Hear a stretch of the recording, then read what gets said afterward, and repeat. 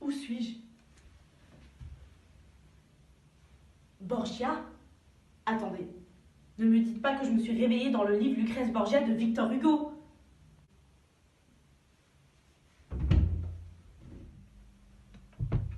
Oh, c'est étrange. Le palais est exactement comme dans le décor de la Comédie Française que nous sommes allés voir avec la classe. Le metteur en scène Denis Podalides s'est sûrement inspiré de la Renaissance italienne pour ce décor. Qu'est-ce que c'est? Mais c'est l'écharpe que Lucrèce Borgia a offert à son fils, mais que lui a refusé. Elle doit sûrement représenter leur union, que Lucrèce veut créer, mais que son fils ne veut pas car il ne sait pas que c'est sa mère. Oh, et le masque de Venise!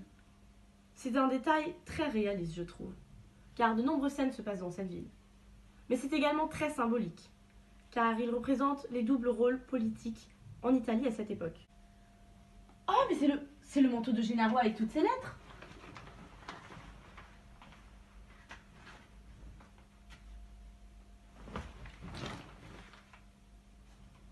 Bonsoir. Si vous venez de vous réveiller dans le livre de Lucrèce Borgia et que vous voulez en sortir, il vous suffit de faire une courte critique du décor de quelques scènes de la pièce jouée par la Comédie Française. Pour plus d'informations, vous pouvez venir me voir à Via Tristina numéro 32 à Venise. Cordialement, Giorgio Urmani.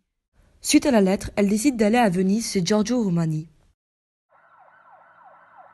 Bon, voyons si Internet peut m'aider pour cette critique. À la toute première scène, le décor est particulièrement symbolique. Il installe une ambiance maudite, d'horreur et magique, comme dans un cauchemar. Dans le fond, il y a un tableau romantique qui rappelle Gaspard Friedrich. Je pense que le choix d'avoir inséré ces tableaux était non seulement pour donner l'illusion d'être à Venise, mais également pour annoncer le drame. Cela donne également un côté esthétique à la pièce et évoque la beauté sinistre de l'histoire. Elle était informative cette vidéo. Arrivée à Venise, elle se dirige vers l'adresse.